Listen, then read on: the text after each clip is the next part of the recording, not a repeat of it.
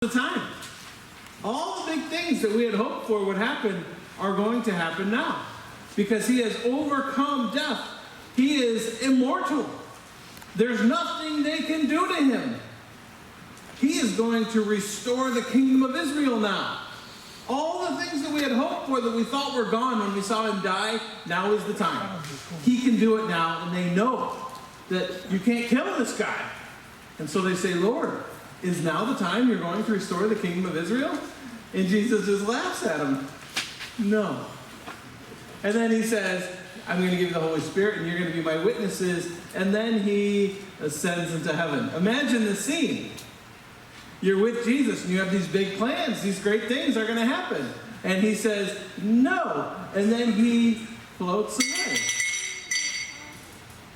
He floats away. And you're like, wait a second. What just happened? What's going on? I don't get this. And so you get the impression that they're all just kind of looking up into the sky. And they're like,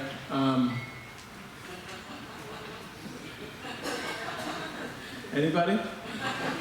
And then the angels show up and they say, what are you guys doing here staring up into the sky? Go. Do what he told you to do. Like, okay. They have to be very confused. And, well, what just happened? They have to be asking themselves, now what? Now what do we do? I'm not exactly sure what just happened, and I don't know what to do. I think all of our lives are full of change. And those changes lead to now what moments for each of us. We all go through those periods of now what? Now what do I do? Now it could be a good thing. It could be a good change. You could achieve a goal. You could get to, it's that season where we celebrate graduates, right? Kids graduating from high school, graduating from college, graduating with their master's degrees and doctorates and all these things. And so now they're done with school. And they've achieved a big goal. And they have to ask themselves, well, now what? Now what do I do? Perhaps you've reached a point in your career where you are nearing retirement, or you have recently retired. You have achieved a goal of retirement. And you get to that point, you say, wow, I'm so glad I finally reached the point. I've got financial freedom and all this stuff. But now what do I do? How do I spend my time? Now what? I think for us as a group, we go through those times. Well, now what do we do? We put out a big goal to buy property. And we bought property. And we say, okay, well, now what do we do? Well, let's figure out what we're going to do with it. Well, okay, we have a new big goal to add parking spaces. We achieved that goal. Now what do we do? Now what? We have to keep asking those questions. For yesterday, ordination of Catherine, Pastor Catherine, Reverend Catherine Saunders Allen. This morning, I assume she woke up and said, okay, this thing that I've been looking forward to for 10 years has finally happened. Now what? Now what do I do? And so it's, in life, good things can happen to us, and we still have to ask the question, now what? We ask that same question when not so good things happen to us. We have the unexpected loss of a job. We say, now what am I going to do? Surprising end of a relationship. You make plans in life and they just seem to sometimes not work out. And so you say, now what? A diagnosis that you weren't expecting. The loss of a loved one. You say, now what? Now what is the point? Now what am I going to do? Now what?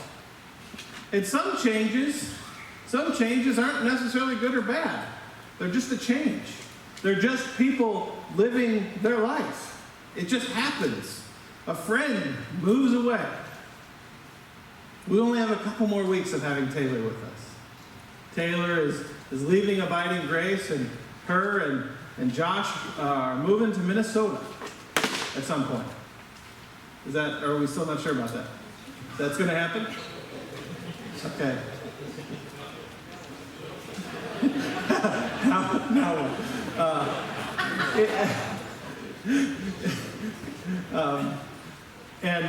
What was I saying? I got to look like, where are you going? But a friend moves away, and it's a good thing because you're happy for them. You're happy that they're going to move back to a place that they love. They're going to be close to family.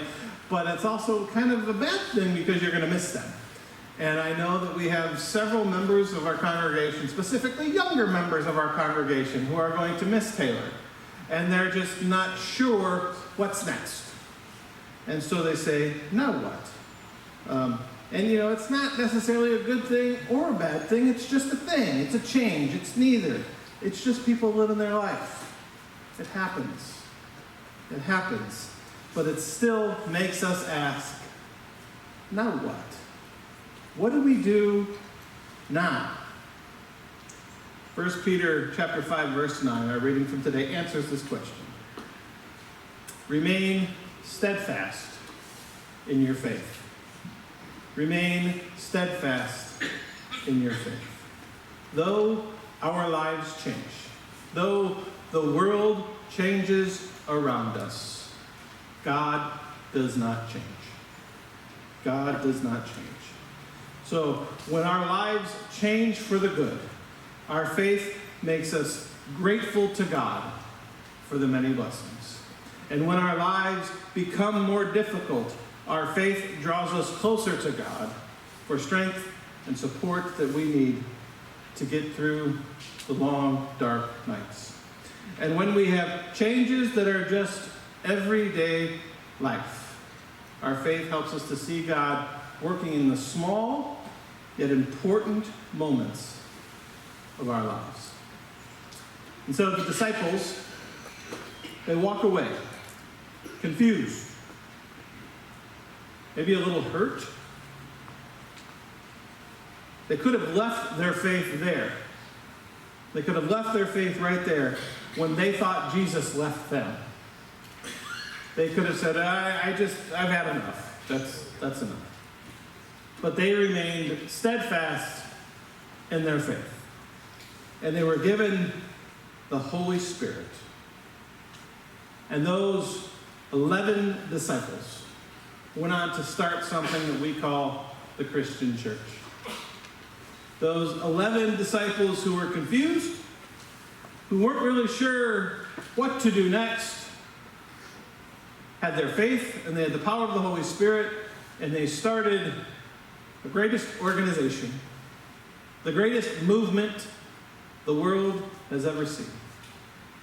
A church that has been around for 2,000 years and will be around for 2,000 more and beyond.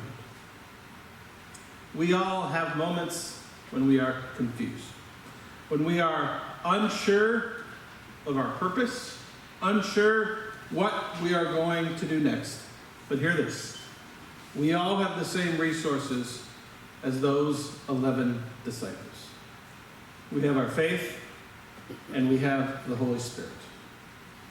If we lean on our faith and trust that the Holy Spirit is guiding us, we can overcome every change in life and do great things.